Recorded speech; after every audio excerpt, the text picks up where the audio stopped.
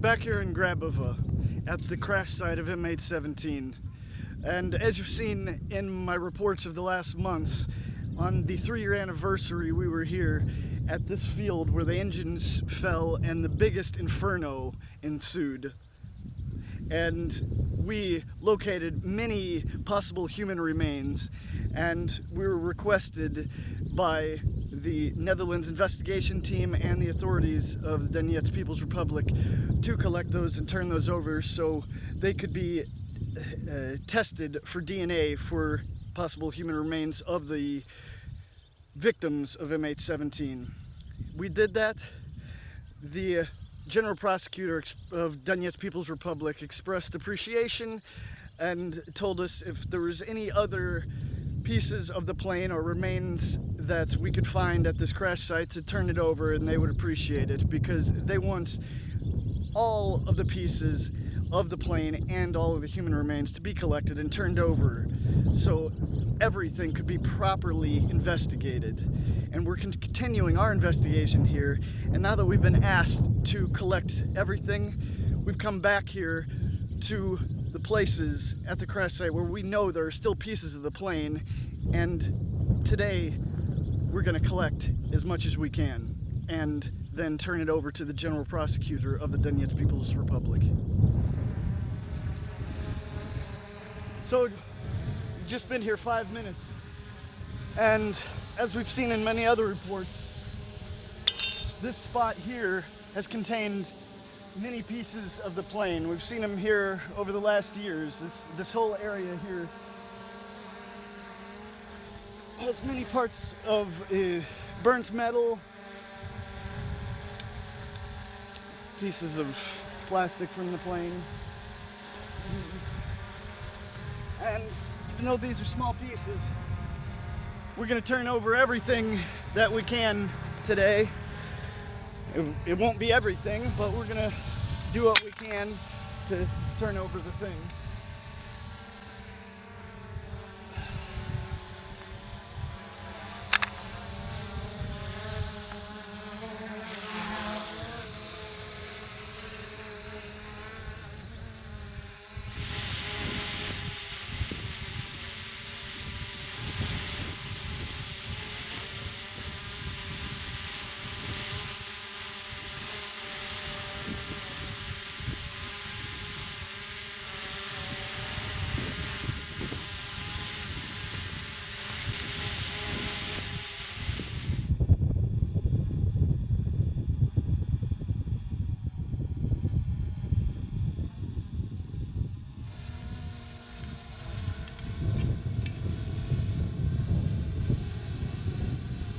Field is just littered with pieces of the plane. We've seen it here many times, and as a journalist, I would never take anything from a site where I'm covering our active investigation site, but since we've been requested to do this, we're doing it now. We're going to do everything we can to help the investigation, as we've always tried to do.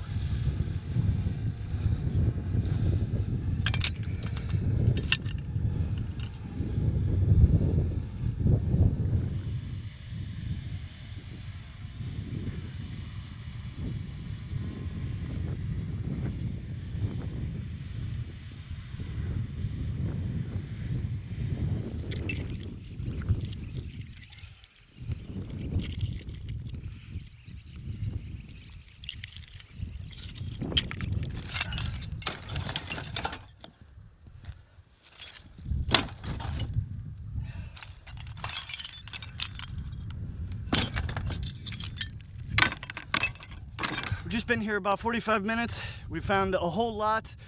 There's a lot more here, and in another location. We're gonna have a talk with some of the civilians and then continue the search. But we're gonna need another box because it's just so much here. We'll bring you more when we continue.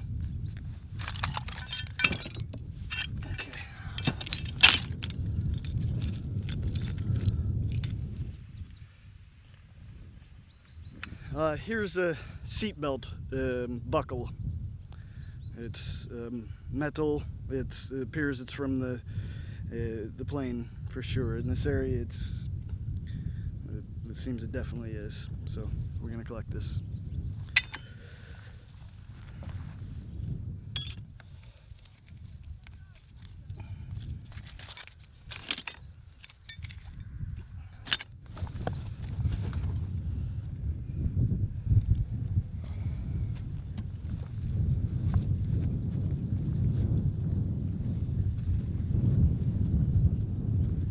Звать меня Катя. Вот. И все. Фамилию не буду говорить, бо и так знаете все. Короче говоря, до сбывшего Боинга у нас каждый день были самолеты украинские, те, авиаторы. Ну, как самолет летит, мы уже сидим у подвале. Уже даже дитё 4 годика, она уже бежит, мы кидаемся, ищем его нету. Подходим к подвалу, она уже сидит, ковриком обмоталась. Уже боялась этого гула. Только слышим бах, снежное. Слышим, куда окружляет самолет. Гулы даже определяли. Саур-могила. Но если уже полетел в сторону Шахтерска, знаем, что это уже до нас сейчас не вернется. Может, утром или после обеда даже. А перед этим, когда самолет прогурчал, вот этот гул такой, сын бежит и говорит: мам, текаем в подвал, бо летит самолет, наверное, сейчас нас будут бомбить. И минут 2-3 взрыв такой был сильный, что я говорю: о, да это не одна бомба, там, наверное, 10-15 бомб. Очень сильный взрыв был. Когда смотрим, уже дым пошел такой густой. І почали люди збігатися. Прийшли туди, а він вже горить. Минут через 20 вже і хлопці прилетіли, ДНРівці на машинах, і людей вже зібралося не тільки село. Через час навіть з Луганської області приїхав пару мужчин на машинах, бо побачили, як це все було. І з цієї сторони, з Тереза, приїжджали люди. Ну, всі шарахалися. А в течение 2 часов уже где-то 15-20 корреспондентов было из всех стран. А я еще говорю: а как вы могли со Франции уже сюда попасть? Да мы находились там в Луганске, другой говорит: я итальянец, я был у Донецке. Хвост упал там, крило упало ниже, а він вже летів. Передка його вже не було одрубано, а так коробком він летів, як квадрат, ну як сундук. Чемодан, як правильніше. Він летів уже отако, куди вітер дув, туди він і направлявся. Він літав і от у нас отут, і отут, і дійшов до крайнього дому, от де хрест над асфальтом, да? Він хитався отак. А люди, які там живуть у тому домі, вони не знали, куди ховатися. То ли в гараж, то ли за двор, то ли в підвал. І коли його вже перенесло, то ли ветром, то ли вибрация мотора, там, или как он еще правильно по-научному, то он туди пошел на снижение и упал в землю. То у людей этих, которые открыли подвал и бегли ховаться, да, волною униз 8 приступок летіли з стовбула. От така сила була. От уже сколько, 3-4 год у хозяина там виноград исчерпан, он не растет. До корня попропадали. Рядом у сусіда вода навіть не питєва була 2 роки, керосином воняла. І от іноді стоїш, як йдеш на ферму, там вже так лощина, да? Так запахи керосина і трупи. Возможно, фарш, или как правильно там ото. Когда уже упал Боинг, и уже на 2-й, на 3-й день пролітали, ну, ізрідка, вже не так часто самоліт український. Ми знаємо, що в наших, ну, якби, донбасовських не було таких самолітів. Он помощнее, гул слышишь уже даже. Ну, когда приезжала ОБСЕ или какое-то руководство из какой-то комиссии по сбытию Боинга, то тут и самолет уже. Он пролетает той частью, где расположены были тела и где обломки самолета. Он покружляет, ну а что? А комиссия уже боялась вот это, потому что только он прилетить, вони вже шарах у машини і смивалися. Даже погрузка була вже металу із самоліта, приїхали, ну, я так представляю, по лицу, ну, как, нации человека, малоазиаты или там еще какие-то из Токио, японцы, да, уже видите, что какие. Они садились в бронированные машины и руководили теми людьми, которые работали на поле тими с обломками. Они тоже боялись. І тільки об'єсія в'їжджає, комісія в'їжджає, їх вже нема самоліта того. Він один, їх багато не літало. Він один так кружляв скільки, а шкоди робив много. От. І на другий раз так стоїш, смотриш по селу, да? Пролетів самоліт.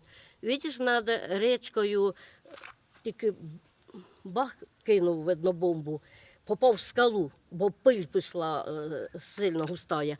А вже втора видна бомба пішла на дно річки. А в нас границя між Луганськом і Донецьком. Ми ж знаходимося окраїна Донецької області. От отсюда навіть і видно. От.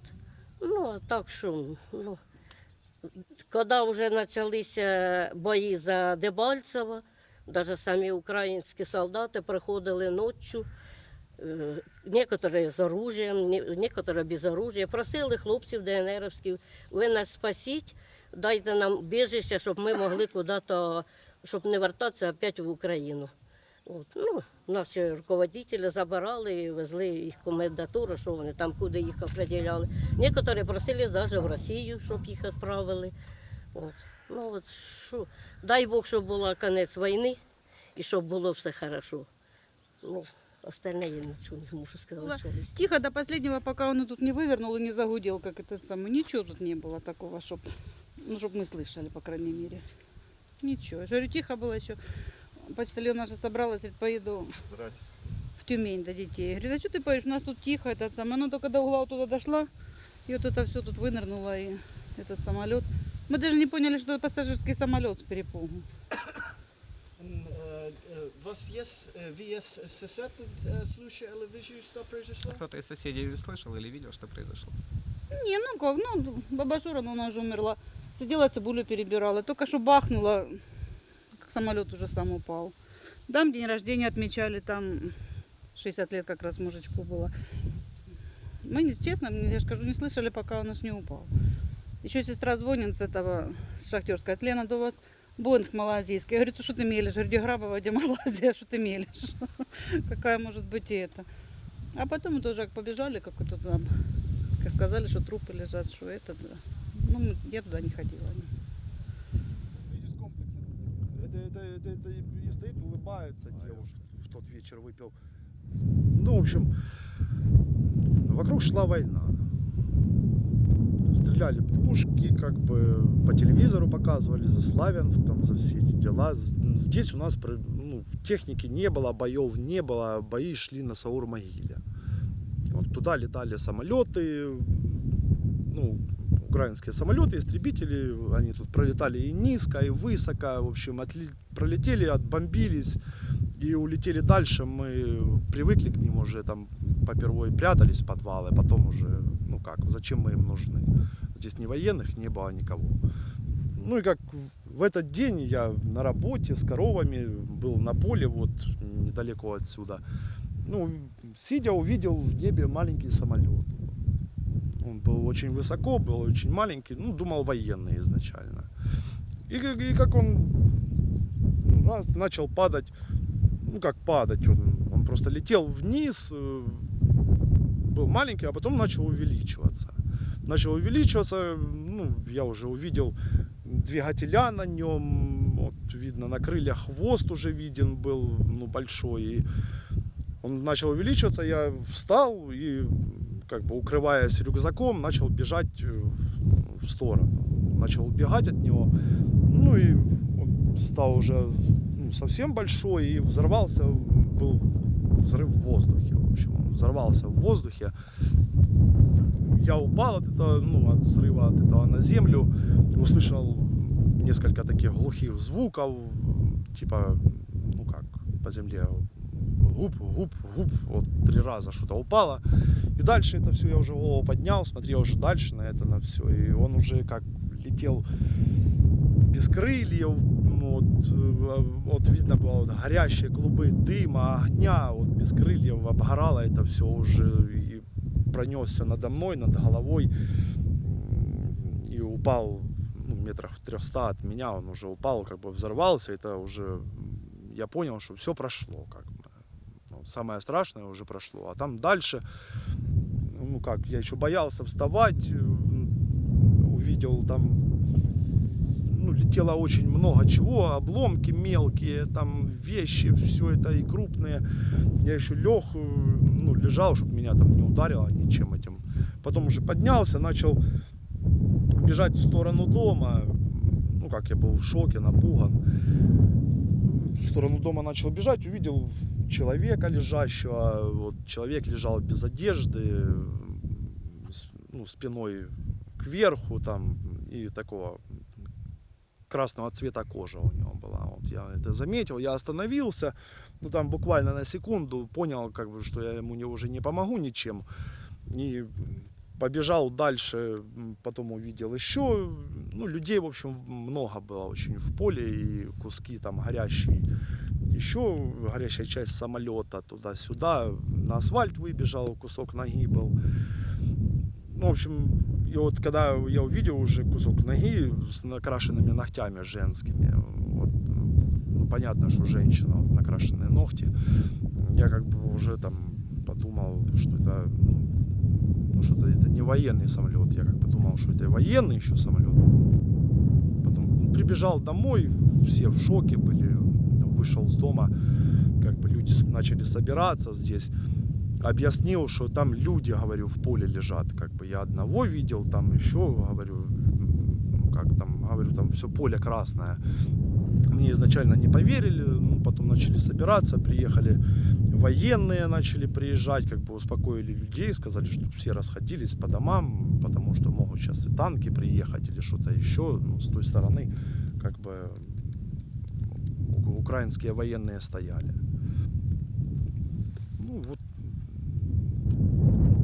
Я не могу сказать, в тот день, не в тот день, но до этого и после этого дня летали они и с периодичностью. 2-3 самолета вылетали со стороны Дебальцева, пролетали на Шахтерск, на 20-й блокпост и на Сауру-Могилу. Еще пролетал самолет Ан какой-то там, скидывал бомбы, такой как кукурузник. Тоже там на Терекон он кидал бомбы. Что он кидал их, я не знаю. Но вот здесь было, пролетали они, бомбили лес вот этот вот. Здесь 1-2 километра. Вот так пролетали. И вылетит со стороны Дебальцева и сделает там свое дело и обратно улетит. So we've just finished talking to some of the residents, and we've just come to the next location here at this garage where many of the parts were stored, and we've seen many parts before. Even just as we pull up, we see what is quite possibly a piece of the plane itself here, and as we continue through, close to here, there's many parts stuck here in the ground because this garage was used as a storage facility when the cleanup was going on. Many pieces are embedded in the earth here, but we're going to do what we can to collect as many pieces as possible.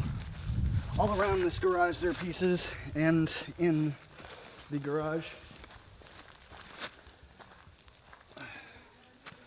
And here's something that we've seen in the past, but we didn't collect because before this we don't collect anything. It says Nederland, and it's 123 inkt.nl. So seems it was the personal property of one of the passengers of the plane. So we're going to collect that as well and turn it over as we said.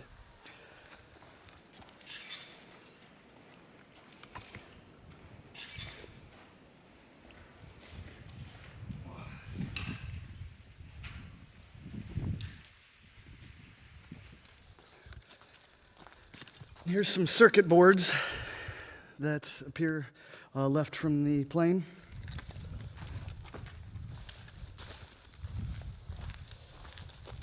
A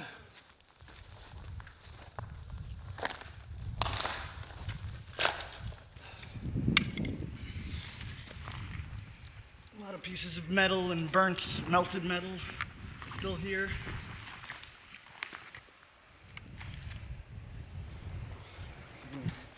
Twisted and burnt metal, definitely from the plane itself. Soon we have a meeting with the head of the investigation department of the General Prosecutor's Office. So we have to head out. We've collected hundreds of pieces. We need to collect everything. Well, we've already collected everything, but we need to box everything up. And soon we're going to show you how we turn everything over to the General Prosecutor's Office of the Donetsk People's Republic. We're headed off now. We're going to turn everything over. There's still an enormous amount of parts of the plane here on the ground. It's going to take a lot longer to find everything, but we're going to do what we can. We're never going to stop bringing you and the facts that are here and trying to bring closure to the families. This is all we can do, and we will continue.